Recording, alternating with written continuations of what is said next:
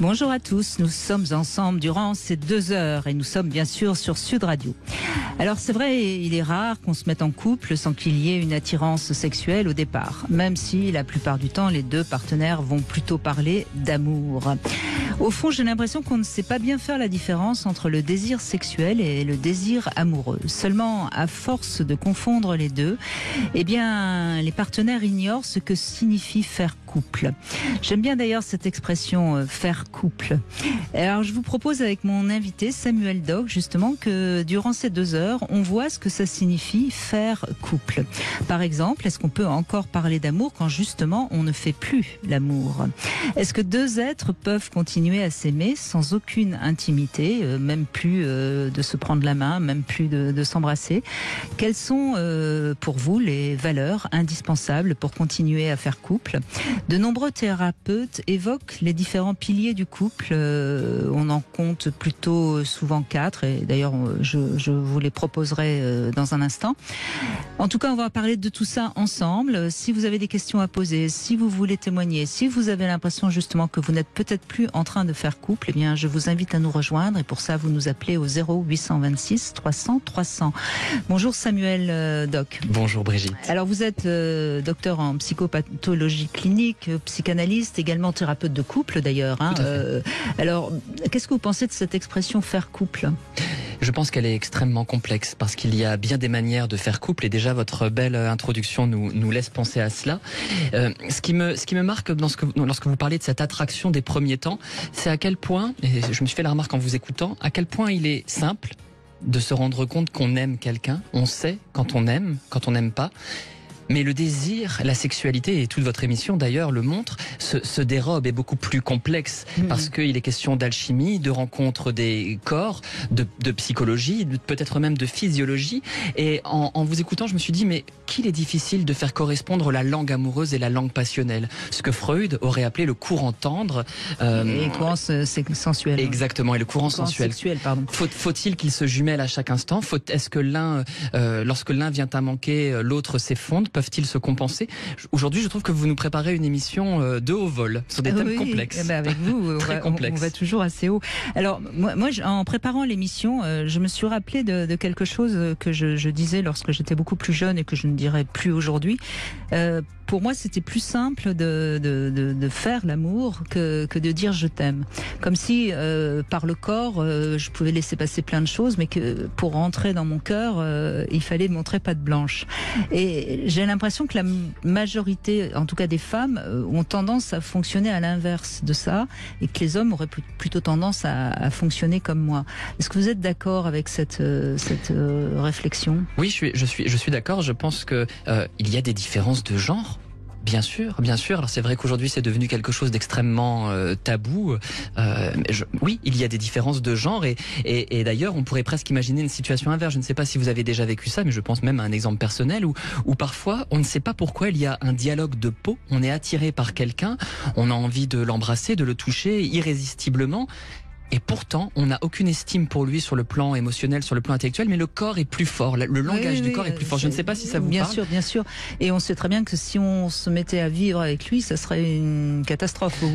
Sur le long cours, ça ne serait pas possible. Exactement. Et je me rappelle d'une de vos émissions que j'avais écoutée, où justement une auditrice avait appelé et avait expliqué qu'elle s'était mise en couple avec son amant, et qu'à ce moment-là, tout s'était écroulé, toute la relation, parce qu'il ne fonctionnait pas justement. Le faire couple que vous nommiez n'était pas opérant. On peut parfois coucher avec quelqu'un sans éprouver de sentiments pour lui, mais la question c'est, est-ce qu'on peut aimer quelqu'un sans avoir de désir physique pour lui? Est-ce qu'on peut faire couple s'il n'y a pas de sentiments amoureux ou s'il n'y a pas de désir sexuel? En fait, c'est ça la question, parce que pour moi, un couple, c'est quand même les deux. Il faut qu'il y ait les deux. Et d'ailleurs, j'aime bien. Alors moi, j'ai déjà donné les 4 piliers dont je parlais. Alors j'en ai trouvé 2 de 4 piliers, si je puis dire, de 2 thérapeutes différents.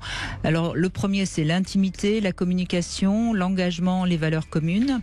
Et le deuxième, c'est une sexualité satisfaisante, de l'admiration, parler ensemble et des activités communes. Bon, on voit que quelque part tout ça se rejoint. Absolument. Bon, et alors il y a quelque chose que je trouve très intéressant, et ça c'est vraiment quelque chose sur lequel j'ai beaucoup travaillé, les trois facettes d'une relation. Et vous allez voir, c'est très intéressant. Il y a l'intimité, l'engagement et la passion. Alors quand on a l'engagement et la passion, ça fait un amour fou, quelque chose de totalement passionnel. Lorsqu'on a l'intimité et l'engagement, ça fait du compagnonnage, ça fait souvent deux très bons amis. Quand on a l'intimité et la passion, ça fait ce qu'on appelle l'amour romantique, etc.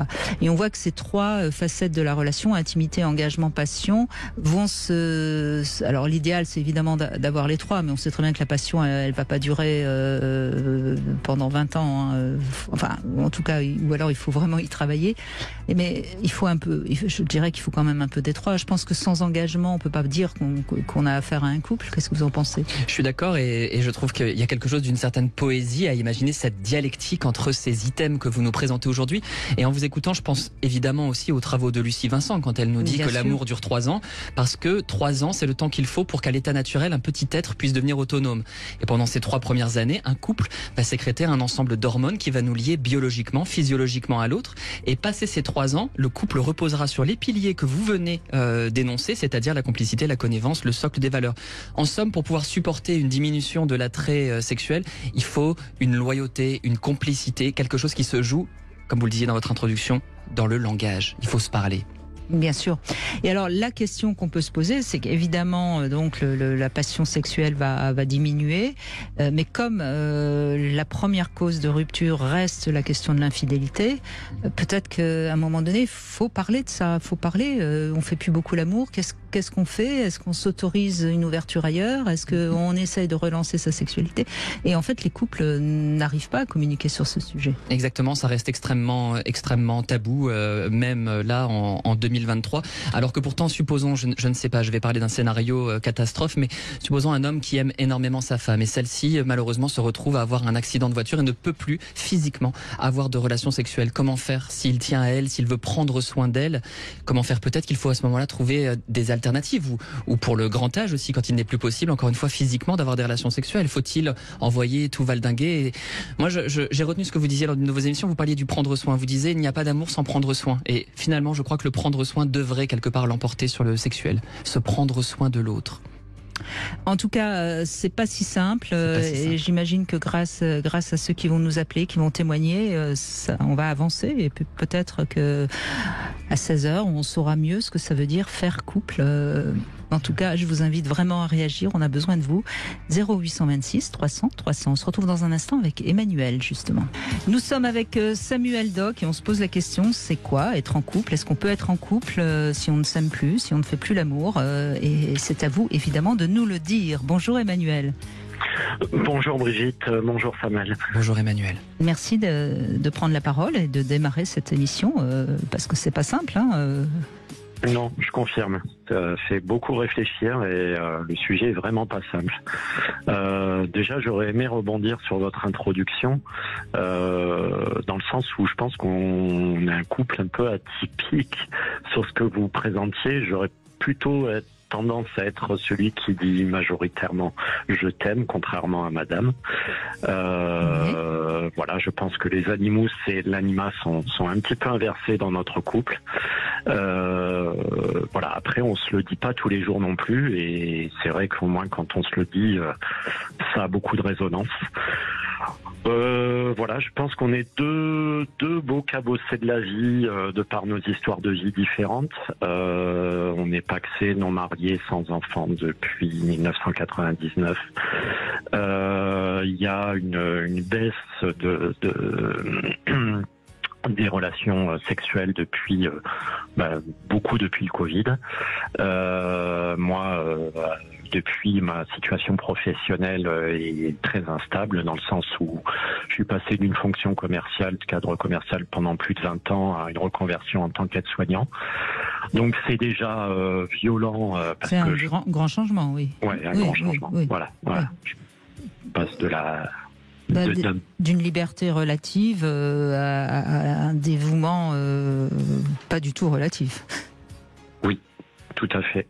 tout à fait. De ce côté superficiel à rentrer dans le corps de souffrance de l'autre. Donc voilà, c'est déjà compliqué. Donc bon, c'est vrai que du coup les relations, bon, je pense pas.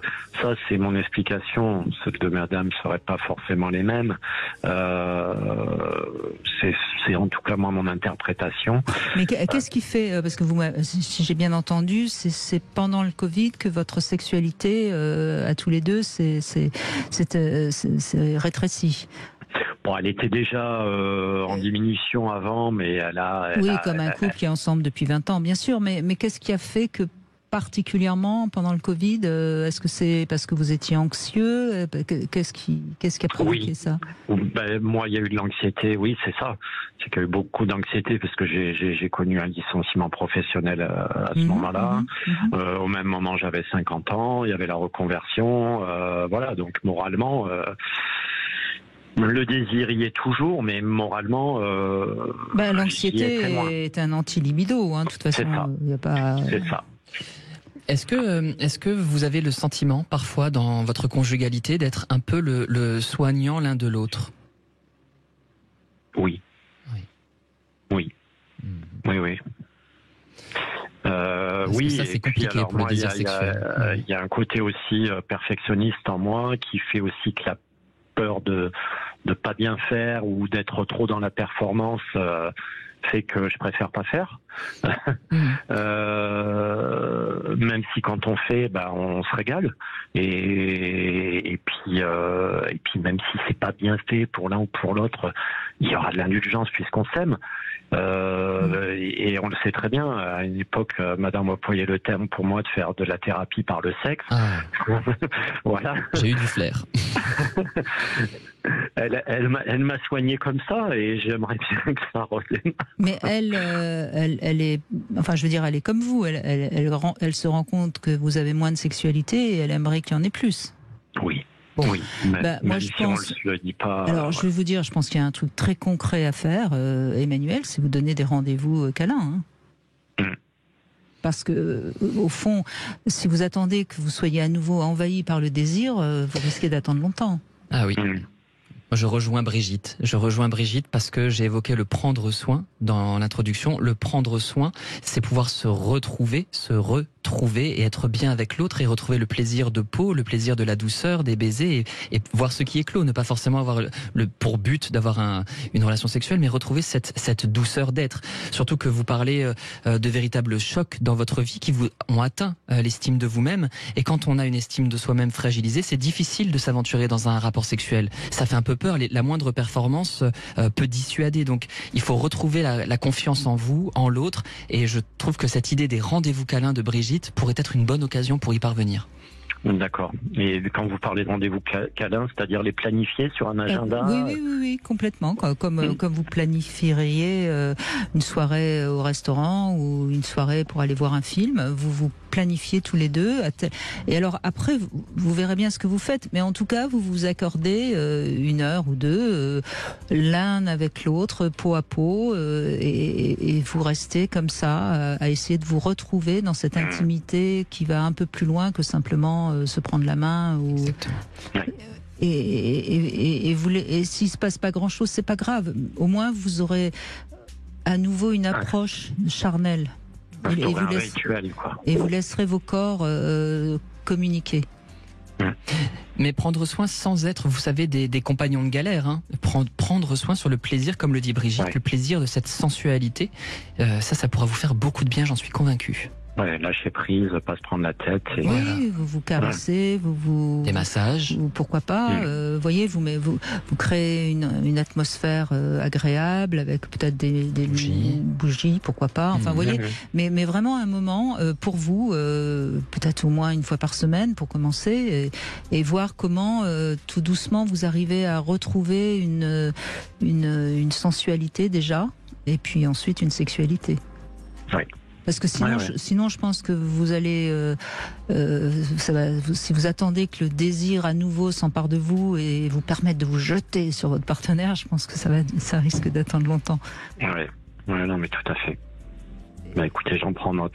Et surtout que votre couple, il va bien. Enfin, vous vous aimez, vous êtes un couple solide, donc il faut remettre en route cette partie-là. C'est ça, beaucoup de langage, beaucoup de prendre soin, de douceur et pas trop d'injonctions. Là, je suis tout à fait avec Brigitte sur ce point. Quand vous dites injonction, au sens où vous obligez, voilà, les je t'aime, etc. Ou cette crainte avec des réassurances.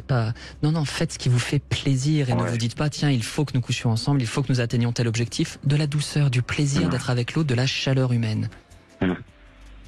Parce que je crois que ce qui est important, Emmanuel, c'est pas forcément que vous refassiez l'amour, mais c'est que vous ayez à nouveau vos corps qui se touchent, quoi. Oui. Vous voyez ?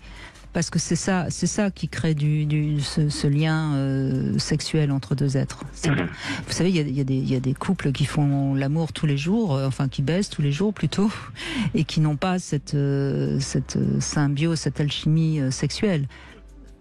L'alchimie sexuelle, elle passe pas par le pénis qui rentre dans le vagin. La pornographie, c'est du sexe, c'est pas de la sexualité.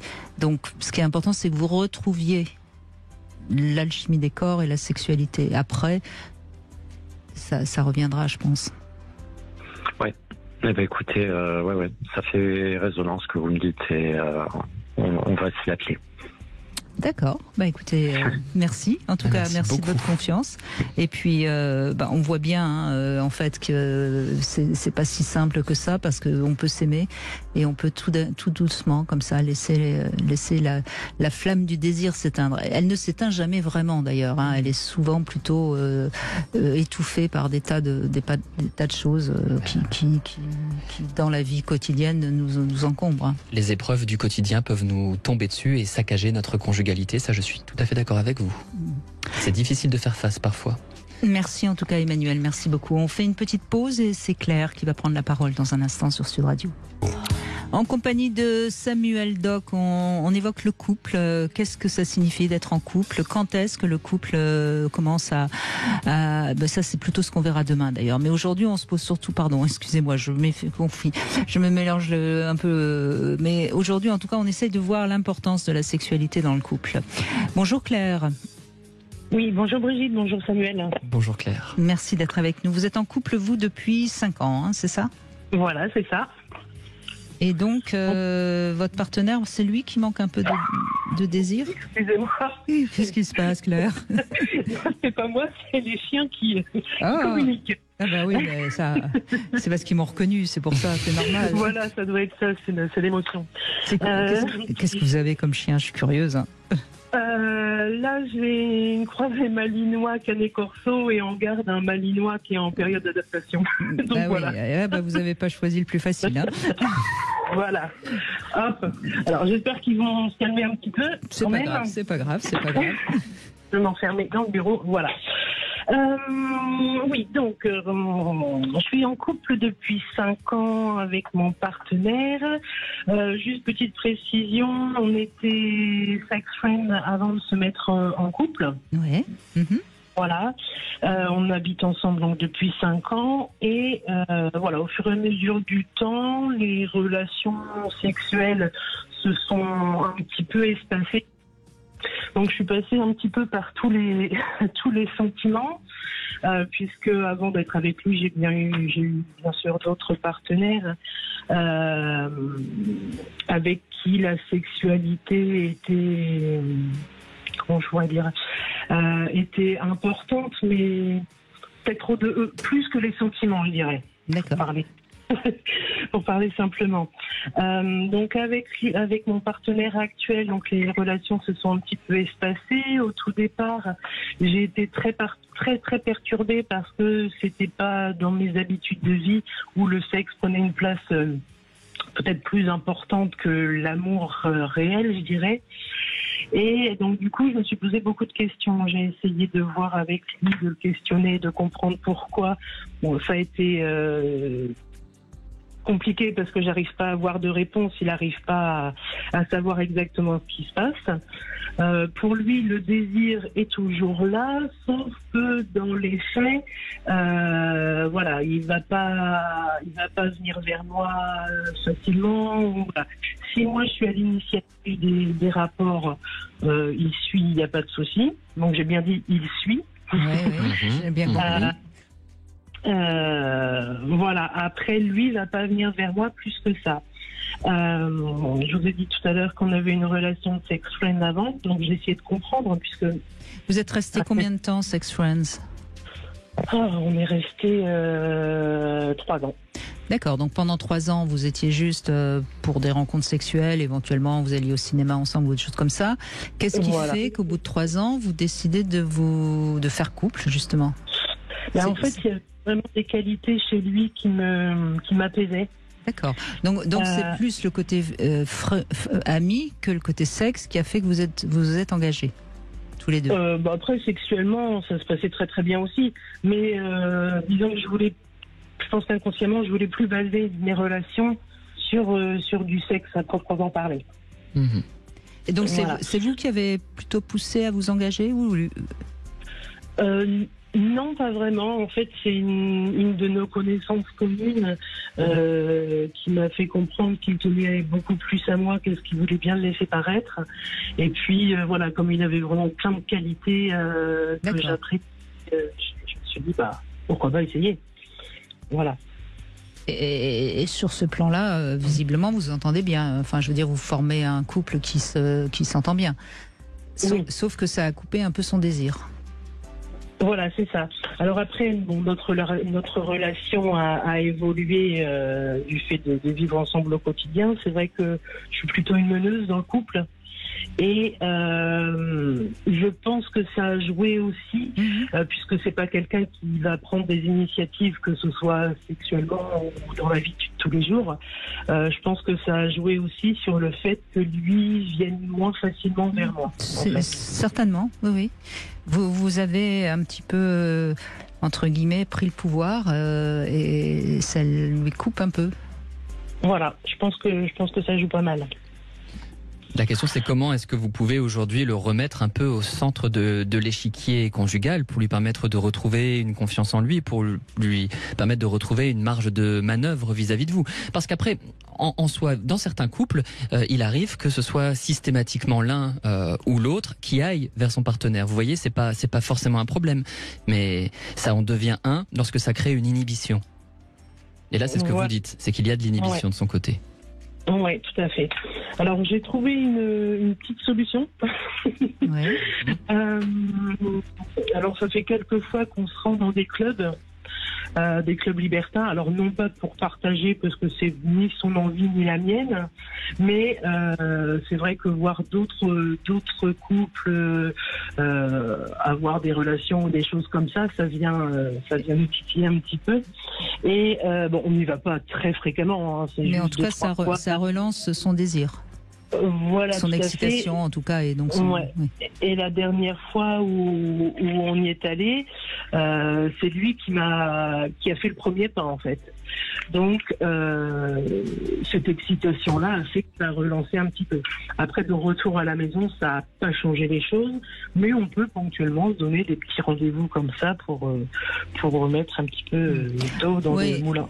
Donc on pourrait penser que le diagnostic à faire, Claire, c'est que déjà vous êtes connu en tant que sex friend, il était plus amoureux que vous peut-être, et là il est rentré dans son rôle de mari entre guillemets, et quelque part il s'est soumis à vous, et donc forcément il a perdu un petit peu sa capacité agressive de vous sauter dessus. Donc il faut lui redonner un peu cette place-là.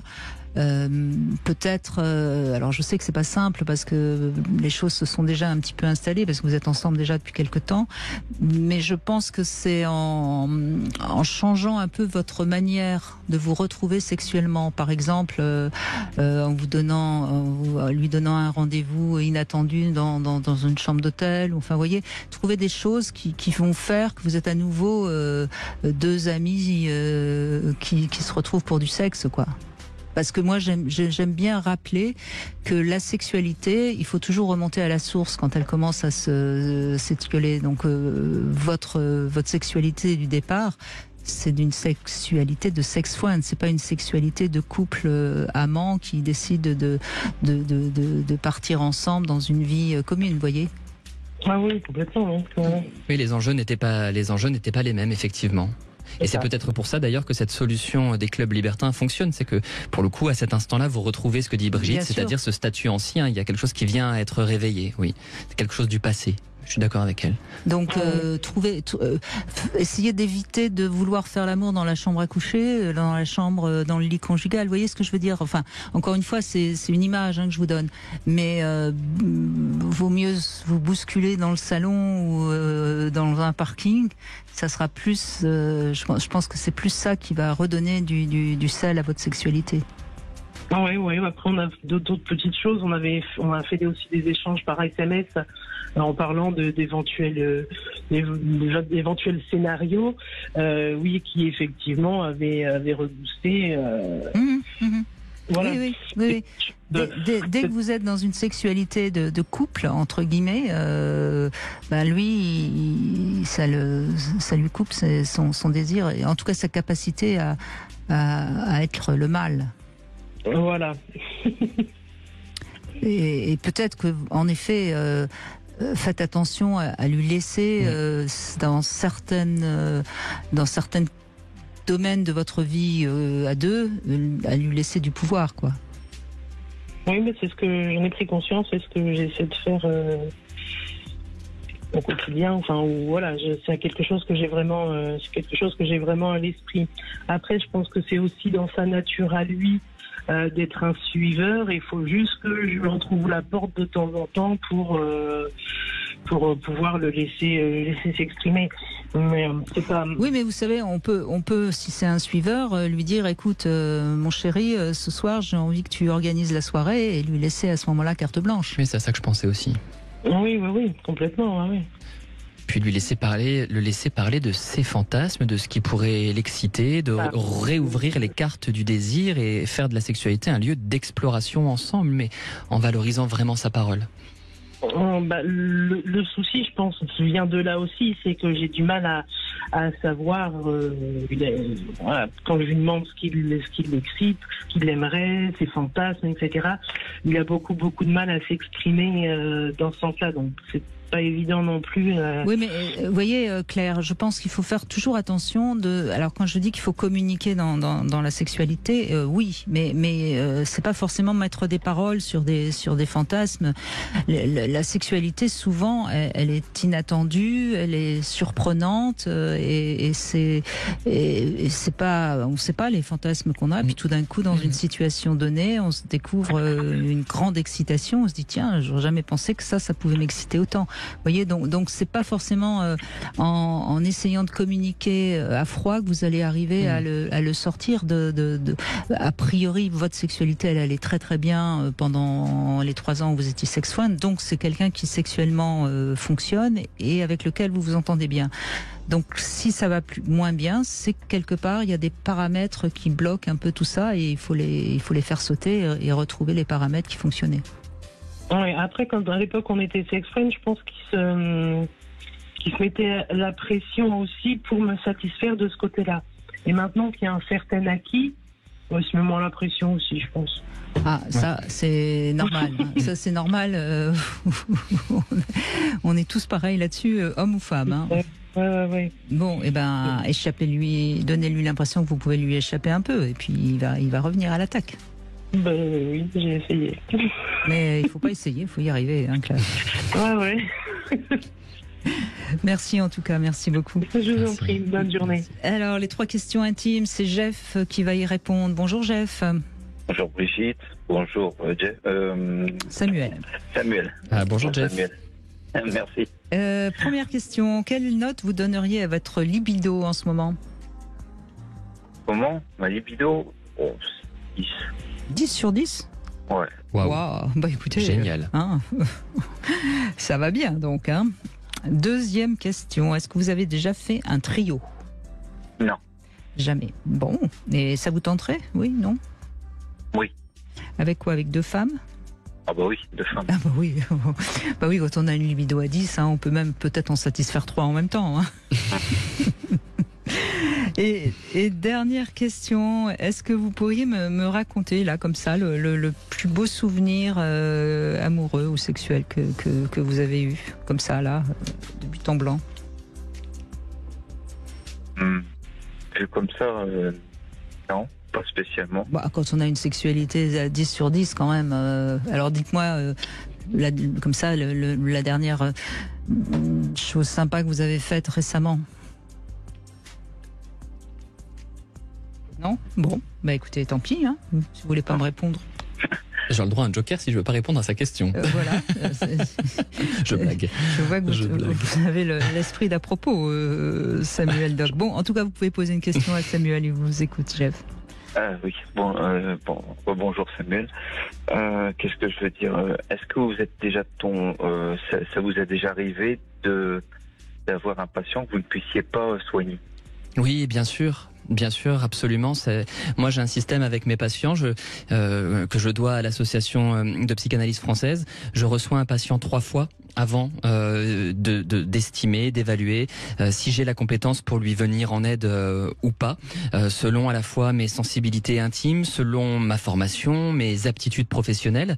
Et il arrive que la personne face à moi, de par ses problématiques, de par son histoire, eh bien, je ne puisse tout simplement pas lui venir en aide, ce qui ne signifie pas dans ce cas-là, je ne peux rien faire. Et alors là, je réadresse à un confrère, à une consoeur ou à un psychiatre. Mais bien sûr que nous ne sommes pas tout puissants et que nous ne pouvons pas aider tout le monde lorsque nous sommes psychologues cliniciens. Et de la même manière qu'il est déjà arrivé que je vienne en aide à des personnes alors que certains confrères et consoeurs n'y arrivaient pas. Vous voyez, on est totalement clair, on n'est pas tout puissant. Donc oui, bien sûr, bien sûr. D'accord. C'est une bonne question. C'est pas frustrant de ne pas pouvoir aider une personne alors que...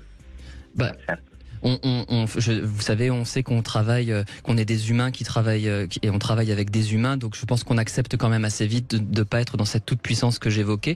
Mais moi, encore une fois, mon fonctionnement est particulier puisque dans la mesure où quand j'accepte un patient en thérapie, passer le stade de ces 3 séances, en règle générale, je vais au bout, vous voyez, et je sais qu'on arrivera à quelque chose. Donc ça me laisse quand même une certaine marge de manœuvre. D'accord. Mais oui, on n'est pas tout puissant, ça c'est certain. De même, Jeff, que lorsqu'on va voir quelqu'un, que ce soit un psychanalyste, un thérapeute ou même un psychologue clinicien ou je ne sais quelle autre branche, si on se sent pas bien, si on n'a pas l'impression qu'on est vraiment en phase avec son thérapeute, il faut aussi aller en voir un autre ou bien le dire au thérapeute. Il faut pas avoir peur, le thérapeute n'est pas tout puissant, comme vient de le dire très justement Samuel. Tout à fait. Et puis on réagit, c'est-à-dire que si par exemple j'avais un patient et que j'avais le sentiment qu'il y avait une détérioration au cours de la thérapie, là je pourrais demander l'intervention d'un médecin psychiatre, de proposer, je sais pas, des ateliers thérapeutiques, mais je réagirai. En fait, ce qui compte, c'est surtout de pouvoir réagir à la situation telle qu'elle se présente. C'est ça le plus important. Après, les notions de réussite, de pas réussite, tout ça, bon. Puis vous savez, les gens ne sont pas idiots, c'est-à-dire que quand ils sont en souffrance, s'ils voient qu'il n'y a pas d'amélioration de leur état, eh bien ils consultent quelqu'un d'autre. Hein. Soyons très clairs. Je précise d'ailleurs que Samuel Doc a écrit un livre qui s'appelle Les chemins de la thérapie où vous expliquez beaucoup comment ça fonctionne. C'était aux éditions Flammarion. Si ça vous intéresse, Jeff, vous auriez à ce moment-là des réponses sur de nombreuses pages. Merci Jeff en tout cas. Merci beaucoup. Merci à vous. Merci beaucoup. Allez, on fait une petite pause sur Sud Radio. On se retrouve avec vous au 0826 300 300. À tout de suite. Samuel Doc est avec nous, thérapeute de couple, et on évoque justement ce que c'est que faire couple, l'importance de la sexualité dans un couple. Et c'est Valérie qui témoigne maintenant. Bonjour Valérie, merci d'être avec nous. Oui, bonjour Brigitte, bonjour Samuel. Bonjour Valérie. Bonjour. Vous voulez que je commence à raconter? Bien, okay, on attend que ça Valérie. D'accord, très bien. Donc, je suis en couple avec quelqu'un depuis 11 ans maintenant. Ouais. La première année, c'est à peu près bien passé au niveau sexuel. Mais très vite, au bout d'1 an, on n'a plus du tout eu aucun rapport sexuel, ni en signe d'affection, ni physique. Donc, j'ai patienté, parce que je suis d'une nature très patiente. Et j'ai patienté. Au fur et à mesure, il se passait toujours rien. J'en ai parlé. Il ne voyait pas l'intérêt de consulter quelqu'un, ni tout seul, ni à deux. Très vite, il m'a introduit dans la maison une amie à lui, qui était en couple également. Et il s'est avéré que 3 ans après, j'ai découvert qu'ils avaient une relation intime. Quand j'ai découvert le poteau rose, eh bien, au lieu de partir, je suis restée. Et depuis, rien n'a changé. Donc vous faites ménage à 3? Non. À 4? Non, ça s'est terminé quand j'ai découvert. Voilà, il a rompu avec elle parce qu'elle était mariée, parce qu'elle voulait avoir un enfant. Mais c'est pas pour autant que pendant qu'il était avec elle, il se passait non plus rien avec nous. Et depuis, il se passe toujours rien et ça commence à être... c'est une torture en fait de dormir avec quelqu'un qui partage votre lit, mais où il n'y a aucun signe ni d'affection, ni physique. Et comme ça, toute la journée et toutes les années. Et je me demande si je dois rester, si je dois partir. Déjà, pourquoi vous êtes resté jusqu'à présent? Parce que je crois que j'ai du mal avec la rupture, parce que je suis attachée à l'environnement, à sa façon d'être en public. Mais dans l'intimité, c'est comme si on était colocataires. D'ailleurs, je lui dis souvent en plaisantant. Oui, en plaisantant, mais vous dites une vérité. Oui, c'est une vérité. Ça fait 11 ans quand même, c'est long, 11 ans. Et on avance en âge tous les deux. Ce sont nos plus belles années. Et je sais pas, il est totalement bloqué. Je crois même qu'il a en dégoût mon corps, quoi. Alors que, sincèrement, je suis pas... Je suis bien sans me lancer des fleurs. J'en doute pas. Moi aussi, j'en doute pas. Donc, je sais pas d'où vient le blocage. Un jour, quand je commence à bien l'énerver, à lui parler vraiment, quand je monte dans les tours, que j'analyse toute la situation devant lui, un jour, spontanément, il m'a dit, écoute, ça sert à rien d'insister, j'ai aucun désir pour toi, je t'aime en tant que personne, mais tu ne corresponds pas à mon type de femme. Voilà. Il a dit ça et depuis... Mais pourquoi il vous a épousé alors? Justement pour ça, parce que je suis sympathique, parce que je suis rigolote, parce que je suis équilibrée. D'accord, donc il a pris une bonne amie pour... Oui. D'accord. Et j'imagine qu'il a des maîtresses, qu'il a une sexualité extérieure. Non, parce que depuis je suis très vigilante. Et non, quand je vois son emploi du temps, non. Mais le risque, c'est que ça peut arriver à tout moment, oui. Et ce sera insupportable pour moi. Je vais m'inscrire dans la direction qu'a choisie Brigitte, parce que je ressens la même chose en vous écoutant. À votre avis, au fond de vous, pourquoi est-il si difficile de partir, alors que vous illustrez avec beaucoup de précision la souffrance que c'est pour vous de ne pas avoir de bisous, de câlins, de tendresse? Pourquoi, à votre avis? Est-ce qu'il y a quelque chose dans votre histoire, peut-être, qui pourrait expliquer ça, qui pourrait expliquer que l'abandon résonne à vos oreilles? Oui, j'ai fait j'ai vu une psychologue. Oui, quand j'étais petite, ma mère travaillait beaucoup et elle ne nous donnait pas non plus beaucoup d'affection. Elle compensait par l'argent. Et depuis, je crois que j'ai juste peur de me retrouver toute seule. Bien sûr. Et est-ce que le statut social qu'il vous apporte, il est important pour vous? Non, parce que je suis totalement indépendante financièrement. Je pourrais vivre sans avoir besoin de lui financièrement. Bon, alors il va falloir que vous répétiez ça tous les soirs avant de vous endormir. Je suis une femme bien, je peux trouver un homme qui soit bien et qui me désire. Il faut que vous arriviez à ce que ce message positif vous donne la force de partir, parce que là, vous êtes complètement englué dans une situation... Et je crois toujours que ça va changer, mais ça change pas en fait. Non, mais vous le savez que ça va pas changer, au fond, si vous parlez. Ce sont des émotions et quelque chose qui remonte votre enfance sans doute qui fait que vous n'arrivez pas à partir, parce que vous n'avez pas cette force, cette force intérieure qui vous permet de prendre la décision de partir.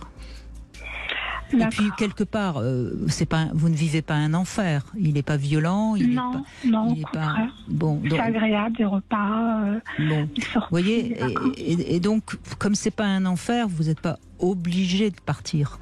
Mais en même temps, vous n'êtes pas heureuse et vous avez la possibilité d'être heureuse. Donc il faut que vous puissiez arriver à ce que votre raison l'emporte sur vos émotions. Oui. Et ça j'ai beaucoup de mal. Hein. Ben oui, mais c'est pour ça que je vous dis, il faut que, comme un mantra, que vous répétiez ça jusqu'à ce que votre raison puisse l'emporter sur les émotions qui, pour l'instant, vous bloquent complètement. Alors j'ai essayé de prendre de la distance. Il y a 1 an, je suis partie toute seule 1 semaine et maintenant, dès que je suis loin de lui, c'est comme si il me manquait quelque chose. C'est comme si je m'étais habituée à ça, que j'avais besoin de contrôler ce qu'il fait, d'imaginer qu'il va prendre une thérapeute, que ça va s'arranger. Mais je vois bien qu'il a pas envie en fait. Oui, et puis vous avez fait un distinguo qui est important. Vous avez dit il n'y a pas de rapport sexuel, mais il n'y a pas non plus de gestes tendres. Il y a des couples qui effectivement n'ont pas de vie érotique pour X et X raisons. Brigitte et moi, nous en avons donné quelques-uns en introduction. En revanche, quand il n'y a aucun geste tendre, quand il n'y a aucun prendre soin qui part par le corps, là c'est quand même le signe que quelque chose ne va pas. Surtout qu'en plus il le verbalise, il vous dit que vous ne lui convenez pas. Donc j'ai l'impression que comme ami, mais pas comme compagne. Donc il y a peut-être quelque chose là aussi à réfléchir et je rejoins Brigitte, il faut que vous puissiez penser à vous plutôt qu'à ce faux confort où quelque part oui c'est une présence mais c'est une présence qui ne vous rend pas heureuse et qui peut même vous renvoyer à une autre solitude plus terrible encore, la solitude en présence de l'autre. Vous avez des amis, vous avez de la famille qui peut... pourquoi vous iriez... Tout le monde me dit part. Alors moi ce que je vous conseille peut-être, si vous avez quelqu'un chez qui vous pourriez aller vivre le temps de vous comment dirais-je, désintoxiquer. Oui, désintoxiquer. Oui, le mot est bien choisi, Valérie. Vous vous rendez compte? Désintoxiquer. Vous voyez bien comment vous avez, comme si vous aviez une sorte de drogue là dont vous ne pouvez pas vous passer, mais qui quelque part vous détruit. Donc si vous pouvez aller vivre chez une amie ou chez quelqu'un de votre famille, dans un premier temps, ça vous permettra de retrouver votre liberté et après vous inscrivez tout de suite sur un site de rencontre et vous allez voir, vous aurez plus qu'à choisir. Hein. Ok, vous faites ça? Promis? D'accord, je vais faire ça. Merci de m'avoir écouté en tous les cas. Merci pour votre beau témoignage. Merci beaucoup. Merci, au revoir. Au revoir. On continue avec la devinette du jour. Elle m'amuse beaucoup celle-ci. Comment on appelle un cochon heureux? Vous avez le temps des efforts pour trouver la réponse. Vous verrez, elle est très mignonne. Et puis, on vous invite vous aussi à réagir si vous êtes en couple et que vous avez l'impression justement que vous n'êtes plus en couple. Vous nous appelez au 0826 300 300. C'est toujours Samuel Doc qui est avec nous, auteur de nombreux livres. Le dernier, L'enfant thérapeute aux éditions Plomb. Vous parlez un peu de votre parcours avec notamment votre mère qui n'allait pas très bien. Il faut bien le dire. Nous allons continuer durant cette deuxième heure à évoquer le couple et qu'est-ce que c'est que le couple lorsque justement la sexualité n'est plus trop là. Est-ce qu'on peut vivre en couple sans intimité et bien sûr, on vous invite à réagir sur Sud Radio au 0826 300 300. Alors, la devinette du jour, avant, on disait comment on appelle un cochon homo. Alors maintenant, je dis un cochon heureux, parce qu'il faut faire attention avec les LGBT, etc. Alors, je vous dis ça peut peut-être vous aider pour retrouver la réponse. Non, moi j'étais sur Porcinou, faire des cochonneries. Non, mais alors, un cochon heureux ou un cochon homo, c'est un portugais. Ah, je l'aurais pas trouvé. Voilà. Ah non. Voilà. C'est rigolo. J'espère un jour trouver la réponse à une de vos devinettes, ma chère Brigitte. Ce jour viendra. Ça viendra. Elles sont parfois plus faciles que d'autres, évidemment. Bon, Béatrice, bonjour. Bonjour Brigitte, bonjour Samuel. Bonjour Béatrice. Alors, vous vous interrogez sur votre relation actuelle, je crois. Hein? Oui, tout à fait. Donc en fait, en ce qui me concerne, c'est pareil, c'est-à-dire que sexuellement, c'est pas top. Je suis avec mon partenaire là depuis 5 ans. J'ai été mariée 2 fois, donc la deuxième fois avec le père de mes 5 enfants, on avait une sexualité intense, voilà.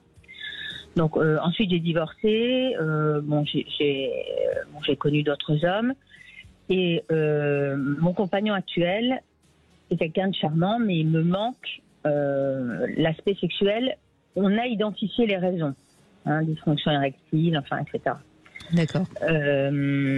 Donc si vous voulez, j'ai 58 ans. J'arrive à un âge où je me dis, j'entendais la précédente auditrice parler de type de rencontre. Moi, j'ai déjà fait ça. J'ai plus envie, entre guillemets, de me remettre sur le marché. Je me dis que peut-être c'est un âge où il faut justement se poser. C'est quelqu'un auquel je suis très attachée, mais il y a ce problème de sexualité qui me pose question.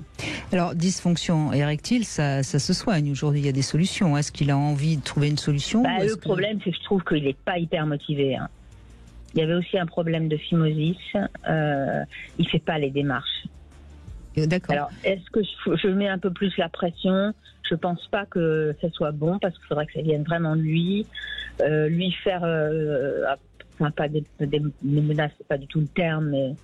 Non, mais faire un état des lieux, comme je dis souvent, vous pouvez très bien lui dire, écoute, je suis vraiment très heureuse avec toi, j'ai vraiment envie qu'on termine notre vie ensemble. Je suis juste malheureuse parce que j'ai pas la sexualité. Alors ça, il le sait.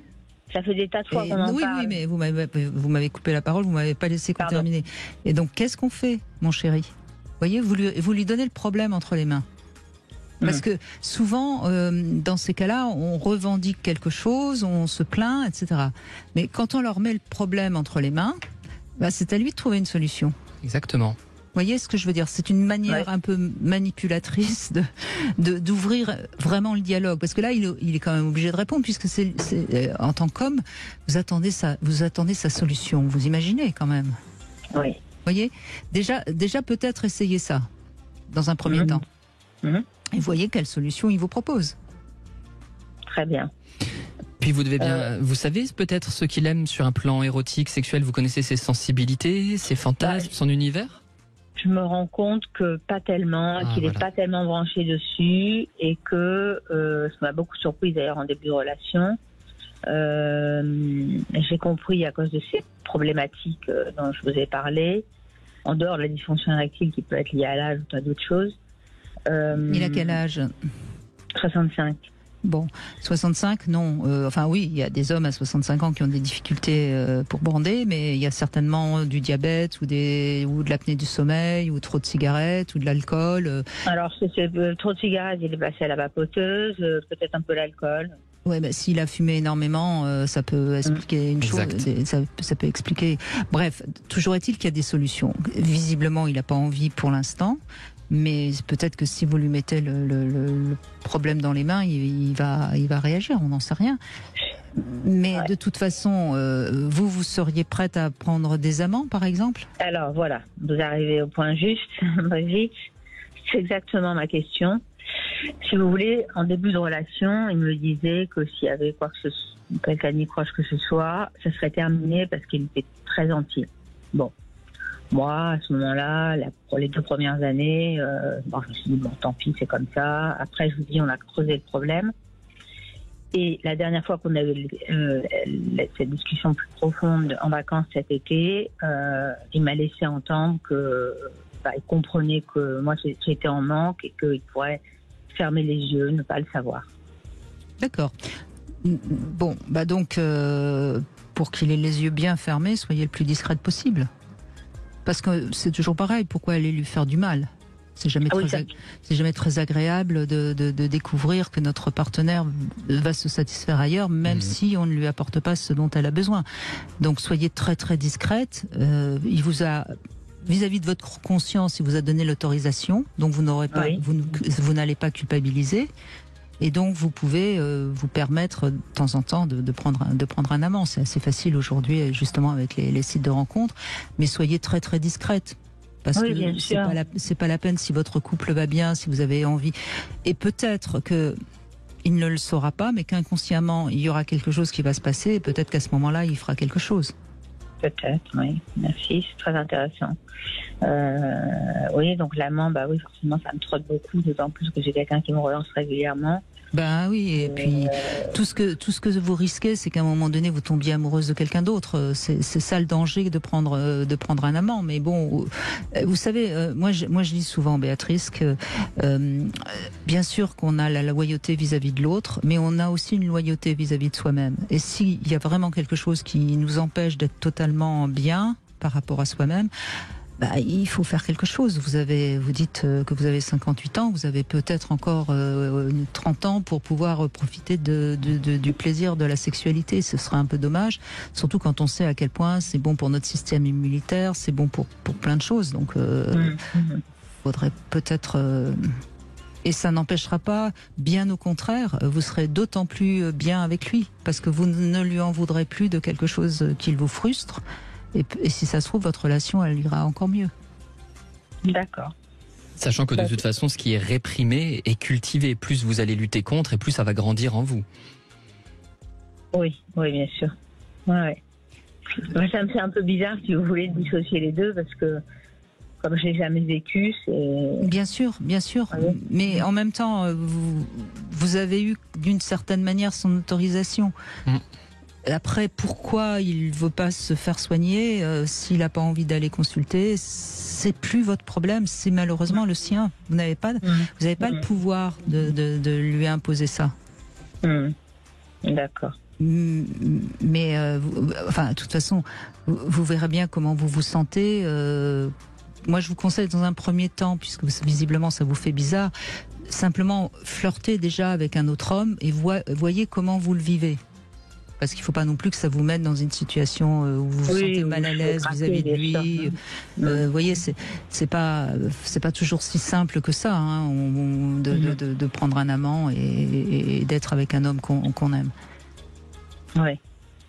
Écoutez, je vous remercie beaucoup. Je ne sais pas, je vous ai peut-être interrompu. Non, pas du tout. D'accord. Non. Ok. Merci beaucoup à tous les deux et puis bonne fin de journée. Merci Béatrice, merci beaucoup. On va faire une petite pause et puis on continue dans un instant sur Sud Radio 0826 300 300. À tout de suite. Avec Samuel Doc, on pose la question de l'importance de l'intimité dans le couple. Intimité, ce qui n'est pas forcément toujours sexualité, mais les deux sont évidemment assez proches. Bonjour Olivier. Bonjour Brigitte, bonjour Samuel. Bonjour Olivier. Merci de prendre la parole, Olivier. Alors, vous êtes marié depuis 2 ans, c'est ça ? Marié depuis l'été dernier. Oui. Et voilà, donc quelques temps après le mariage, donc on s'est séparés avec ma femme. On est resté 8 mois séparés.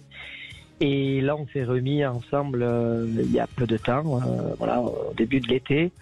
Et bon, malgré ça, il y a d'un point de vue sexuel, il n'y a toujours pas eu en fait de rapprochement. Et avant qu'on se sépare, c'était aussi, on va dire, difficile à ce niveau-là. Mais c'est pour ça que vous vous étiez séparés à cause du non, c'était ma femme qui souhaitait qu'on se sépare. Donc elle, de son côté, c'était quelque chose qui lui convenait, de ce qu'elle m'a dit, de pas avoir forcément de rapport sexuel. Moi, en tout cas, j'avais fait j'étais prêt à passer au-dessus de tout ça et avoir une vie de couple sans sexe, même si c'est difficile. Et donc aujourd'hui. Mais alors pourquoi elle était partie ? C'était un tout, je pense.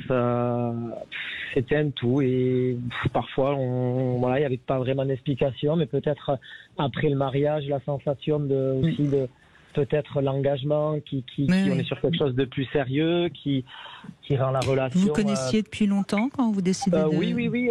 Ça fait aujourd'hui 7 ans qu'on est ensemble. On a un petit enfant, un petit garçon.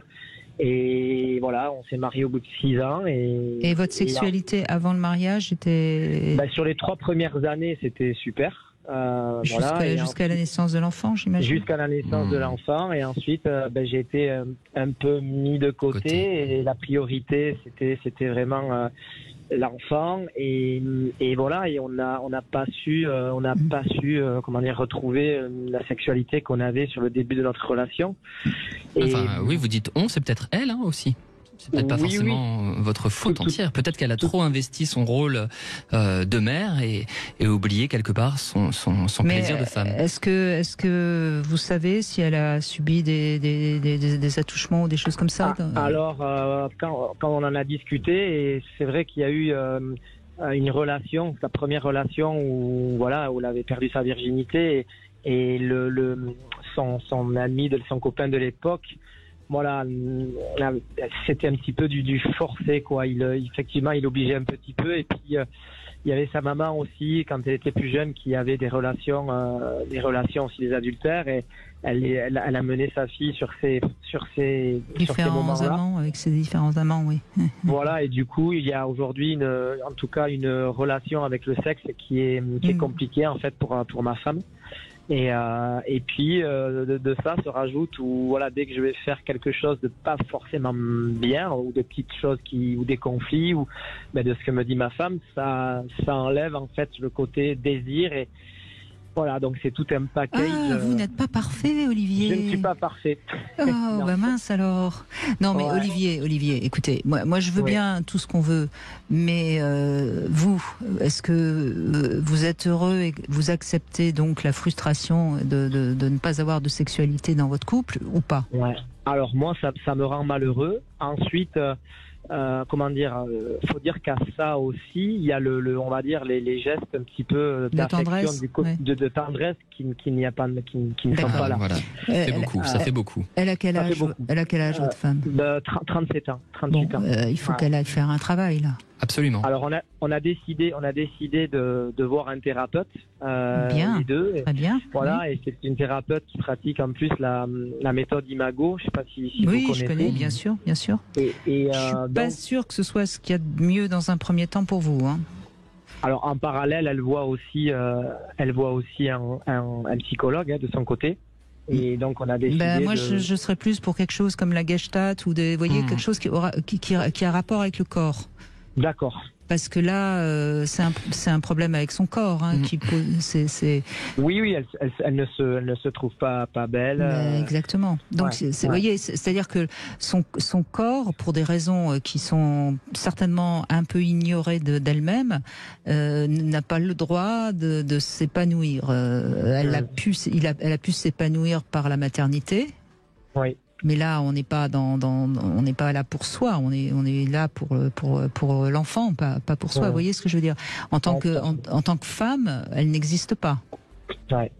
Comment vous faites pour supporter cette frustration affective et sexuelle? Est-ce que vous allez voir ailleurs? Est-ce que vous masturbez? Comment vous faites pour porter? Parce que ça doit être, j'entends beaucoup de manque dans votre discours, manque d'affection, manque de sexe. Ça doit vous abîmer au quotidien et je me demande quelles sont vos parades.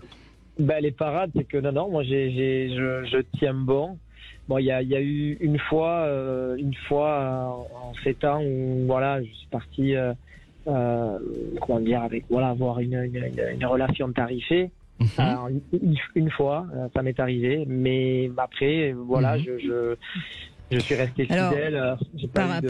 Comme vous dites, je tiens bon, donc c'est par morale ou par amour? C'est par amour parce qu'on a un enfant et que moi, comme je lui ai dit, je suis prêt à accepter qu'on fasse pas l'amour comme au départ d'une relation. Quand on vieillit, on évolue aussi, la sexualité évolue. Donc ça, moi, je suis tout à fait prêt à l'entendre et à l'accepter. Mais c'est vrai que dans un couple, la relation sexuelle aussi, c'est quand même quelque chose d'important et j'aimerais qu'on retrouve au moins une relation. Alors je sais pas, une fois par mois, une fois par semaine, j'en sais rien, mais qui est quand même un moment d'échange, et de câlins. Et donc elle accepte pour ça donc d'aller consulter avec vous. Oui, il y a pas que l'histoire de la sexualité. Là, il y a aussi, je pense, on va aussi consulter par rapport au couple pour essayer de trouver des solutions dans notre façon de communiquer. Voilà, là aujourd'hui, j'ai l'impression que on est deux amis, on s'entend très très bien, mais il nous manque tout le reste qui fait qu'on est un couple. Alors je sais pas si elle fait des choses pour me faire plaisir et en se disant mais voilà, j'aurais fait tout ce qu'il faut, je fais et puis une fois que la thérapie sera terminée et peut-être que on se séparera, Voilà, de toute façon, c'est la meilleure solution que d'aller faire une thérapie. Là, dans votre cas, parce que de toute façon, il y a quelque chose qui est coincé chez elle et la thérapie peut décoincer ça, c'est sûr. Maintenant, moi, je crois qu'il faut quand même que vous fassiez attention parce que c'est bien gentil, mais vous êtes en train de vous faire du mal. Et j'aimerais bien que ça se traduise pas par des maux du corps. Bien sûr. Parce que quelque part, par amour, c'est bien gentil, mais est-ce que elle, par amour, elle fait sa part, vous voyez ? Ben, c'est ce qui me gêne un petit peu, c'est-à-dire que il faut qu'il y ait, dans un couple, il faut qu'il y ait des compromis et des concessions. Et effectivement, si en tout cas l'un accepte certaines choses qui dérangent, il faut aussi que le partenaire en face, en fasse de même. Et aujourd'hui, c'est vrai que on n'est pas dans ce schéma-là. Donc, il y a un sentiment aussi d'aimer peut-être plus la personne que la personne qu'on a en face de soi. Voilà. Oui, enfin moi j'appelle ça du masochisme. C'est ce que j'allais dire. J'allais dire subir, ce n'est pas aimer. Et j'entends vraiment un sentiment d'effort, de culpabilité. Vous faites beaucoup, vous prenez beaucoup sur vous. Mais il faut aussi, quand je parlais de prendre soin en début d'émission, c'est aussi prendre soin de vous, savoir ce qui vous est supportable, respirable, tolérable, mais que vous puissiez aussi, vous, trouver vos propres limites, parce qu'après tout, lorsqu'elle vous reprend sur des choses du quotidien et qu'après elle utilise des pécadilles pour vous repousser, c'est quand même très dur. C'est une atmosphère assez irrespirable et toxique. Donc, à vous aussi peut-être, justement, de ne plus subir et de vous réaffirmer dans votre parole et dans vos désirs. Parce en mots un peu plus durs, Olivier, quelque part, elle vous castre et vous ne vous respectez plus. Oui, ensuite, il y a de ça. Là, aujourd'hui, je suis dans un dilemme, c'est-à-dire, est-ce qu'il faut continuer à avoir la foi ou est-ce que j'ai ce sentiment de me voiler la face ? La décision, moi, que j'ai prise, c'est que suite à cette thérapie qu'on fera, je prendrai une décision. Oui, bien sûr. Non, mais vous avez raison. Laissez la thérapie qui peut peut-être, mais bon, c'est pas non plus une solution miracle, la thérapie. Tout va dépendre de son désir à elle de retrouver quelque chose, une intimité dans votre couple. Et ça, vous pouvez peut-être le deviner déjà un petit peu. Si elle a vraiment envie de retrouver de l'intimité, elle fera. Mais si elle y va simplement pour vous faire plaisir, parce que elle va faire une thérapie pour vous faire plaisir, il n'y a pas grand-chose qui va bouger. Vous voyez, je peux pas vous raconter autre chose. Mais en attendant, vous pouvez vous aussi peut-être de temps en temps vous satisfaire ailleurs, discrètement, comme je viens de le dire à Béatrice. Et puis voilà, parce que si vous sentez que vous êtes vraiment en manque, vous avez besoin, je l'entends, vous avez besoin de tendresse, vous avez besoin de chaleur humaine. Et ça, c'est quand même vital. Je crois qu'on ne le dira jamais assez. Exactement, je suis tout à fait d'accord avec Brigitte. On va faire une petite pause, on se retrouve pour le Love Conseil. Et puis on continue bien sûr avec vous sur Sud Radio. Brigitte Lahaie, Sud Radio, le Love Conseil. Alors Samuel, donc là on est dans un Love Conseil totalement sexuel. Je vais parler du piège du serpent et jolie synchronicité, puisque tout à l'heure vous m'avez parlé du serpent, mais je ne dirai pas pourquoi. Bref, c'est une position qui va permettre à l'homme de retenir son éjaculation. Alors je précise que mercredi prochain, d'ailleurs on fera une émission à nouveau sur l'éjaculation précoce, mais attention, elle n'est à pratiquer uniquement pour les couples qui s'entendent bien et qui ont les reins solides. Je m'explique. La femme va s'asseoir sur son partenaire, donc son partenaire qui est allongé, et vous pratiquez le coït juste quelques instants, puis tout doucement, l'un après l'autre, vous allez vous laisser aller en arrière en prenant appui sur vos coudes. Et je dis bien l'un après l'autre.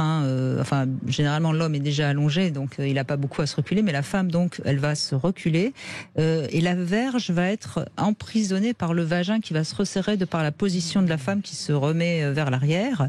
Alors évidemment, les va-et-vient sont moins faciles. Et l'homme va continuer à faire l'amour par en dessous de sa partenaire et donc ça va lui permettre dans cette position d'avoir peut-être la possibilité de retenir un peu mieux son éjaculation. Voilà, c'est une position, ça s'appelle le piège du serpent. Vous regardez, si vous voulez en savoir plus. Là, malheureusement, à la radio, je peux pas vous faire vous en dire plus. Et on continue avec Amélie qui a testé pour nous un plug anal. Bonjour Amélie. Bonjour Brigitte et bonjour à votre ami Samuel. Oui, bonjour Amélie. Alors ce plug anal, il est connecté, il est vibrant, il est de la marque Satisfyer, il s'appelle le Deep Diver et on le retrouve bien sûr sur l'enseigne ruedesplaisirs.com. Alors, qu'est-ce que vous nous en dites? Vous le décrivez déjà? Alors je le décris, c'est un petit plug anal qui est incurvé et qui possède deux petites boules. Le toucher est fort agréable. Et comme vous le disiez, c'est un jouet qui est ludique parce qu'il est connecté donc à une application téléphonique où plusieurs expériences, jeux sont proposés. Comme le contrôle du jouet en direct, des lectures programmées avec plusieurs variations, intensités. On peut même créer les siennes.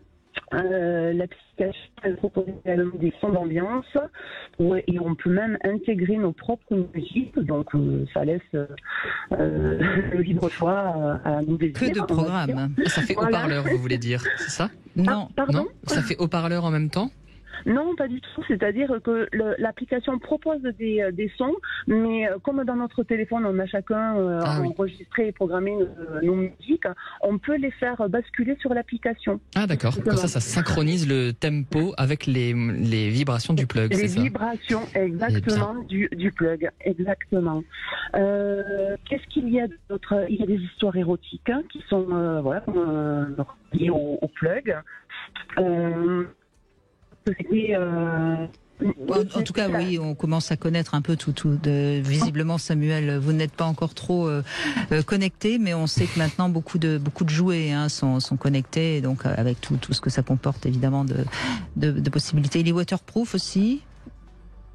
Et la recharge se fait aussi par alimenté. Moi, c'est le seul bémol que je verrai à ce plug, c'est que le câble il tient pas forcément bien. Mais après, moi, ça a été une véritable découverte. C'était très ludique, comme vous disiez. Il faut, en fait, il faut vraiment le poser bien pour que ça tienne. Mais ça tient. Hein. Ça tient. Oui. C'est juste qu'au début, la première fois, on a l'impression, mais si le jouet est bien posé, bien stable, franchement, ça tient. Hein. Effectivement, c'est ce que vous le dites. Il faut qu'il soit stable, il faut qu'il soit posé sur un. Voilà. Et c'est vrai que les premières fois, on peut se faire un peu surprendre, mais après, non, mais je crois qu'il est mignon, il est bien. Enfin, il y a pas grand-chose à critiquer. Hein. Non, du tout. Un plug, il n'est pas trop imposant. Exactement, c'est ce que j'allais vous dire. Ouais. C'est parfait pour une initiation tout en douceur, on va dire. Ah. Douceur et profondeur. Et profondeur, c'est ça. C'était facile. Hein. Eh ben alors, vous me dites sa note et puis voilà. Eh bien, écoutez, je lui mets un 8 sur 10. Et là, moi, je l'ai eu en gris, mais il existe également en bleu ciel. D'accord, mais j'ai le même que le vôtre, je l'ai eu en gris également. Eh bien voilà. Merci beaucoup Amélie. Merci. Merci à vous. Et puis on continue, on revient sur la nécessité de la sexualité dans le couple avec Vivi qui est avec nous. Bonjour Vivi. Bonjour Brigitte, bonjour Samuel. Bonjour. Bonjour. Voilà, donc moi je vous appelle, ça fait bientôt 3 ans et demi, je suis avec mon conjoint, on habite ensemble et là actuellement on est dans une phase de rupture, dans le sens où j'ai depuis quasiment le début de la relation la sensation que c'est tout le temps moi qui dois venir chercher les baisers, chercher la tendresse et les câlins, hein, la sexualité également. Et que, alors je ne sais pas s'il se force ou s'il ne se force pas, mais j'étais tout le temps en train de me dire, d'attendre, de me dire bon, peut-être que il a certains soucis avec son ex-conjointe et ses enfants, et que c'est peut-être ça qui le bloque. Mais enfin, cette sensation de ne pas être désiré et entendu quand je lui en fais part. Mais quand vous allez vers lui, il a une érection, il est content de faire l'amour avec vous? Alors ça prend du temps, ça prend un peu de temps. C'est surtout moi qui fait en sorte que d'attiser en fait son désir. D'accord. Et après, il s'y met, hein, voilà, il s'y met, il a envie, il montre de l'envie, mais c'est très, très, très rarement lui qui a la démarche. C'est terrible parce que on voit les ravages de ce féminisme agressif sur beaucoup d'hommes. Moi, c'est ce genre de choses que j'entends de plus en plus. Je l'entendais pas il y a 20 ans. C'est comme si il faut rappeler une chose, et là je le dis pour vous Vivi, mais je le dis aussi pour tous les hommes qui écoutent. L'érection, c'est de l'agressivité. Au sens noble du terme, évidemment. C'est une sorte de il faut prendre une femme. Et on a tellement tapé sur la virilité, sur les hommes, qu'il y a beaucoup d'hommes que ça a cassé. Et ce que vous racontez, moi j'entends un homme qui quelque part, alors après, est-ce que c'est dû à son histoire personnelle, est-ce que c'est dû à ce qu'il a entendu, mais je pense qu'il y a quelque chose de cet ordre-là encore chez votre compagnon, parce que sinon il vous aime. Je ne sais pas, je me pose la question, et c'est là en fait toute la problématique, c'est que quand vous dites faire couple, c'est quelle est la part, cette façon d'être distant, cette façon de passer à côté de moi sans avoir envie de... Enfin, moi, j'ai besoin d'échanges, de gestes. Ah oui. Et il n'y a pas ça. C'est ce que nous disions en début d'émission. Tout commence par le langage, par la parole. Et s'il y a une impasse dans le langage et dans la parole, il faut pouvoir le dire. Il faut pouvoir oser verbaliser ce que vous ressentez. Et là, ce qui est intéressant dans votre témoignage, c'est que c'est comme si une part de vous se disait qu'en réalité, il faisait semblant et que la relation était déjà terminée, en fait. Comme si vous étiez deux fantômes, l'un en présence de l'autre, qui jouaient à être encore en présence, mais qui ne s'aimaient plus vraiment. C'est ça, exactement.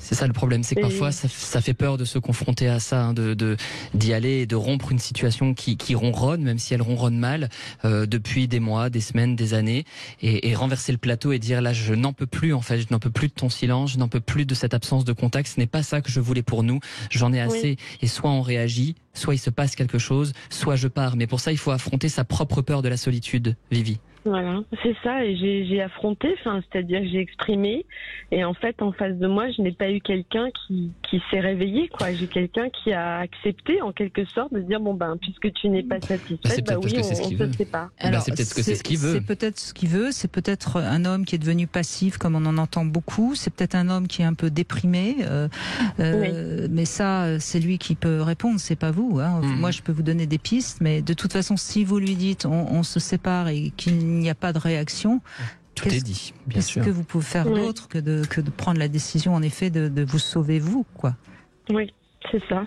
C'est d'arrêter de vivre avec ce mal-être, ce manque. Mais j'entends votre tristesse de partir, Vivi. On l'entend bien. Mais quelque part, vous n'avez pas le choix. C'est ce qu'il faut faire. Si vous n'êtes pas heureuse avec cet homme parce qu'il vous manque ce qui est vital pour vous. Oui, parce qu'on a parlé des couples qui pouvaient s'autoriser à aller voir ailleurs. On a parlé du fait d'épicer la relation, de la faire grandir.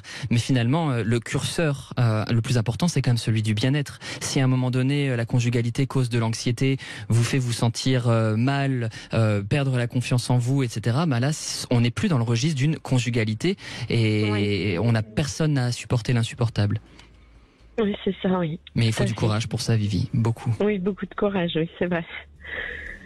Oui, mais je crois que ce qu'il faut que vous compreniez bien, c'est que quelque part, vous êtes avec quelqu'un qui vous avez l'impression d'être transparente, quoi.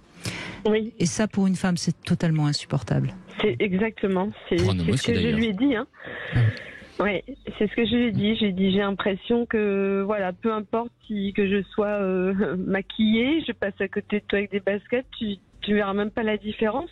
C'est presque comme s'il ne me regardait pas et qu'il ne me désirait pas. Et je lui dis, il n'y a rien de pire pour une femme que de ne pas se sentir désirée dans les yeux de son homme. Le désir est discours, et là, il ne vous adresse aucun discours. Il ne se passe rien, au sens propre comme au sens figuré. Donc, les choses m'ont l'air d'être étonnamment clair en réalité. Mais au début de votre relation, c'était déjà comme ça un peu ou pas? C'était un peu comme ça, oui, quand même. C'est un peu, oui, un petit peu. Donc ce qu'il va falloir quand même travailler pour pas reproduire ça, Vivi, c'est voir pourquoi malgré que ce soit déjà comme ça au début, vous y avez cru. Oui. L'espoir, l'envie. Alors envie de le sauver, envie de toucher par peut-être sa sensibilité ou je ne sais quoi. Qu'est-ce qui vous a attiré vers lui? Oui, touché par sa sensibilité, puis ses problèmes, parce que c'est quelqu'un qui avait beaucoup de soucis, aussi bien financiers qu'affectifs. D'accord. Donc c'est votre côté sauveur. Oui, je pense. Oui, j'ai vraiment envie de le protéger, de le prendre avec moi. Et il vous a bien montré à quel point ça ne marchait pas, en fait. Oui. Il vous a bien fait payer le prix, parce que ça ne marche pas. On peut aider quelqu'un, mais on ne peut pas le sauver. C'est toujours... Exactement. Exactement, oui. Et Hélène Vecchiali prépare un livre sur les sauveurs, donc je vous conseillerais vraiment de l'acheter quand il sortira. Et alors elle dit une chose intéressante qui va peut-être vous permettre d'avancer, Vivi. Elle dit que derrière le syndrome du sauveur, il y a un terrible besoin d'être aimé. Oui. Oui, je me reconnais tout à fait, oui. J'ai besoin de ça c'est certain, oui. Mais on peut être vraiment aimé par des gens qui n'ont pas besoin d'être sauvés. Ceux qui ont besoin d'être sauvés ne peuvent pas nous aimer, ils sont tellement mal avec eux-mêmes. Donc il faut que vous vous tourniez vers des personnes qui rayonnent. Et là, celles-là pourront vous aimer. Oui, c'est vrai. Bon, écoutez, bon courage, parce que ça va être difficile pour vous à la fois de quitter cet homme et d'accepter que vous n'avez pas pu le sauver. Il y a deux deuils à faire. Oui, vous sauvez vous en fait. Là, c'est vous que vous devez sauver. Et aussi, oui, tout à fait. Non, et aussi, d'abord. D'abord, oui. D'abord, mais il y a deux deuils à faire. Exactement. Il n'y en a pas qu'un. Et se rendre compte que le deuil a déjà commencé, en fait. Oui, que les choses c'est déjà écrit. Oui. Oui, mais je m'en rends compte en plus, c'est certain. Bah oui. Voilà, il a eu des occasions de réagir, il ne s'en est pas saisi. Bon. Oui. On vous embrasse, Vivi. Bon courage. Merci beaucoup, Brigitte et Samuel. Merci et merci beaucoup. Bravo pour vos émissions. Merci. Mais non, merci à vous. On fait une petite pause et on va conclure avec José, je crois. En compagnie de Samuel Doc, je rappelle votre dernier livre, L'enfant thérapeute, c'est aux éditions Plomb, dans lequel vous racontez un peu votre parcours. José, bonjour. Bonjour Brigitte, bonjour Samuel. Bonjour José. Je loue la qualité des interventions de vos invités, vraiment bravo. Merci. Au jour le jour, c'est super intéressant. Et sachez Brigitte que vos émissions m'aident beaucoup à continuer de me sentir homme dans une époque où j'ai de plus en plus l'impression qu'il fallait s'excuser dans les trains. Mais mettons cela de côté car j'ai envie de partager mon expérience de couple autour du sujet que vous abordez aujourd'hui. Allez-y, oui. Moi, j'ai une expérience de 29 ans avec mon épouse actuelle, du coup. On s'est mariés au bout de 17 ans, donc on a pris le temps de voir venir les choses. Moi, la chose, en fait, qui est vraiment prégnante dans mon couple, c'est le temps qui passe, qui est un vrai capital, en fait. Je veux dire que le couple que je formais avec ma femme il y a 29 ans n'est pas du tout celui, évidemment, que nous formons actuellement. Nous avons cessé de bâtir notre couple autour de projets communs. Ça semble peut-être évident. Vous le rappelez d'ailleurs souvent dans vos émissions. Des voyages, des sorties, des achats et que sais-je. Mais jamais autour de la sexualité. Enfin, je crois pas. Et nous sommes cependant plus épanouis de ce côté-là aujourd'hui. Et notre attirance l'un pour l'autre évolue. On s'est regardé grandir, gagner en maturité. Ça en fait partie. Oui. Et si parfois l'absence de sexualité se fait sentir, du moins, je parle pour moi, je n'ai pas la prétention de parler pour ma femme. Alors, que ce soit clair, c'est une semaine sans rapport, par exemple, voilà, à la louche. Et ben, j'aborde un sujet qui va l'intéresser. Je la connais assez, je crois, pour prétendre pouvoir aborder des sujets qui l'intéressent, pardon. Pas forcément sexy, ça peut être du jardinage. Oui, je comprends bien, mais vous vous intéressez à elle et vous l'intéressez, ce qui vous recrée finalement quelque chose qui vous met en commun. Voilà, et quand ça se passe, eh bien, je peux être certain que notre activité sexuelle va se relancer naturellement. Et notre sexualité, lorsqu'elle se réalise, eh bien, nous rassure. Comme un thermomètre, en fait, c'est un petit peu une sorte de diapason. Elle n'est certainement pas toujours de bonne qualité, mais j'ai l'impression qu'à chaque fois que cela se produit, nous franchissons une nouvelle étape. qui contribue à notre épanouissement. Donc c'est vrai, je le ressens vraiment et quel bonheur de ressentir cela, hein, franchement. Hein. Tout n'est plaisir à entendre.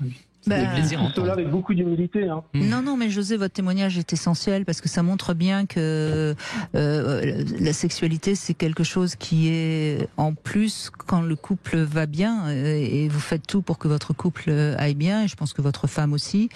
Parce que vous avez compris que il faut pas abandonner en fait. Je pense la vie à deux, c'est de faire attention, d'enlever les mauvaises herbes qu'il y a dans le jardin et de cultiver les bonnes. Exactement. C'est pas fusionnel entre nous, hein, loin de là. Mais la sexualité, on parle d'amour. On est vraiment pétri d'amour, je crois, hein, même avec nos enfants. Et mettons les enfants de côté. Hein. J'ai pas envie de parler d'eux, j'ai envie de parler de moi et de ma femme, mais on est vraiment pétri d'amour, c'est pas un tabou chez nous. Des fois on n'en parle pas, des fois on se fâche, mais on n'a pas pour autant la sexualité en point de mire. On parle vraiment de projets, on se relance comme ça et puis tout vient naturellement. Voilà. Le sexe. C'est exactement ça, c'est-à-dire, et vous avez tout à fait raison, la sexualité, elle commence dans la rencontre de psyché à psyché, dans le langage, dans le partage, dans la connivence. Vous avez utilisé cette belle expression, vous avez dit on a grandi ensemble. Quelle joie et quelle gaieté de pouvoir se trouver de corps à corps, de cœur à cœur. Et surtout, ce qui me touche aussi beaucoup dans votre témoignage, c'est que il n'y a pas d'idéal. Vous dites parfois c'est bien, parfois c'est moins bien, et vous renoncez un peu à ces idéaux sociétaux. Il faudrait toujours être le plus performant, brillant, jouissant, pour être simplement des humains. Pas du tout de ça, hein. Vous êtes des humains et c'est ça qui compte. On est humain, il n'y a pas d'idéal. On a le droit d'être soi-même, on a le droit effectivement aussi, oui, parfois vous avez raison de le dire, de se disputer, mais on chemine ensemble. Et c'est pour ça que je suis d'accord avec Brigitte, votre témoignage tombe à point nommé pour donner de l'espoir, surtout que ça fait 29 ans que vous êtes mariés et vous montrez qu'en fait on grandit tout le temps. On grandit tout le temps. Oui. Oui. Et on pense à l'avenir. On l'aborde avec beaucoup de sérénité. Voilà. Merci encore pour vos émissions. Non, merci à vous, José. Je crois que vous dites exactement avec vos mots à vous, ce que c'est qu'un couple, quoi. Oui. Ça vit, ça grandit, et puis. Et c'est une belle expérience. Oui. Je souhaite, c'est tout le mal que je souhaite à tous, c'est de vivre en couple, homme-homme, femme-femme, homme-femme, ce que tout le monde veut, mais. Puissiez-vous être entendu. Voilà. C'est magnifique. Oui. Nous aussi, José, merci d'avoir pris le temps de nous donner de donner le secret des couples heureux, parce qu'au fond, qu'est-ce que c'est ces deux personnes qui se rencontrent, comme vous l'avez dit, avec leur personnalité, leur caractère, leurs âmes, et puis qui vont s'accepter avec ce qui va bien, ce qui va pas bien, et puis voilà. Et je pense que quand on a la chance, comme José, d'être tombé sur une personne avec qui ça fonctionne, on se sent moins seul. Le problème du couple, c'est quand on est avec quelqu'un avec qui on est dans des rapports de force, de pouvoir, en guerre. Narcissique. Des enjeux narcissiques. Et là, forcément, c'est difficile. Mais sinon, le couple, c'est quand même... moi, j'ai tendance à dire le couple, c'est comme la démocratie. C'est ce qu'il y a de mieux. C'est pas génial, mais c'est ce qu'il y a de mieux. Exactement. Et c'est un voyage. Je crois aussi que c'est ce que nos auditeurs aujourd'hui nous ont appris. C'est que c'est un voyage à travers des événements, à travers des faits, du corps, de la vie, et c'est difficile, mais quand on est deux, c'est un petit peu plus léger tout de même parfois. Oui, on peut compter. Parce qu'un couple, c'est aussi deux amis sur qui, et donc on a quelqu'un sur qui on peut compter pour le. Et d'ailleurs, moi je dis souvent, quand un couple fonctionne bien, la première personne à qui on a envie d'annoncer une bonne nouvelle, c'est son conjoint. Ah oui, qu'est-ce que c'est bien dit. Je suis absolument d'accord. Absolument d'accord. Et si on n'a pas envie d'annoncer une bonne nouvelle à son conjoint, c'est que déjà quelque part le couple va pas si bien. Et moi, je voudrais juste dire que, encore une fois, José l'a dit merveilleusement bien, la sexualité, c'est là, ça arrive en plus, quoi. Tout à fait. Et si on punit l'autre en ne faisant pas l'amour sous prétexte qu'il a oublié de nous souhaiter je ne sais quoi, notre anniversaire, ou qu'il n'a pas vu qu'on avait changé de coiffure, on se punit d'abord soi-même. Exactement. Vous êtes d'accord? Absolument, oui, oui. Le sexe ne vient pas au début. C'est une étape terminale. Quand on se sent bien, quand on a confiance, quand on est heureux avec l'autre, il y a tout à coup cette communion des corps et des âmes, justement. Oui, je suis absolument d'accord avec vous. Par contre, utiliser le sexe pour résoudre des problèmes ou pour en faire l'alpha et l'oméga d'une vie quotidienne, c'est une catastrophe, bien sûr, Brigitte.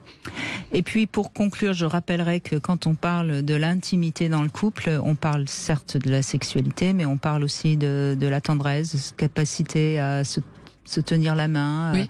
à s'embrasser. Tout à fait. Et j'ajouterais peut-être une chose, mais je ne sais pas si on a encore le temps. Oui, c'est aussi le problème, moi je le vois beaucoup avec les patients que je reçois en thérapie de couple, c'est aussi le problème de qu'est-ce qu'on appelle intimité et la pudeur. Par exemple, récemment j'ai reçu un couple qui avait de grandes difficultés et je me suis rendu compte que lorsque la femme allait aux toilettes, elle laissait la porte ouverte de sorte que son mari la voyait faire ce qu'on fait aux toilettes et que bien sûr ça avait complètement démystifié le corps, c'était absolument pas séduisant. Donc vous voyez, Freud le disait lui-même, ce qui sauve le couple, ce qui soutient le couple, c'est aussi d'avoir une sorte de pudeur, de se dérober à l'autre et de garder une part du corps charnel, séduisant, mystérieux. C'est marrant parce que moi j'ai toujours pensé que c'était une idiotie d'être ensemble dans la salle de bain. Ah bah vous voyez, vous avez eu un instinct freudien. Freud, merci, reste avec moi. Non mais je veux dire, je vais même plus loin que vous, vous voyez. Alors je sais que parfois on vit dans des petits lieux, etc. Mais on peut très bien faire attention à tout ça. Exactement, on n'a pas envie de voir son partenaire déféquer, par exemple, ça tue l'amour, c'est catastrophique, absolument, et je le dis de but en blanc. Oui. On va conclure sur cette note de poésie. Voilà. Comptez sur moi. Merci en tout cas d'être resté avec nous. Je rappelle que vous êtes également l'auteur des Chemins de la thérapie. C'est un livre que je trouve très bien, qui a été sorti aux éditions Flammarion et qui peut aider si vous cherchez justement quelle thérapie pourrait être pour vous. Tout ça, vous comprendrez mieux ce que c'est que ce travail que l'on fait avec quelqu'un.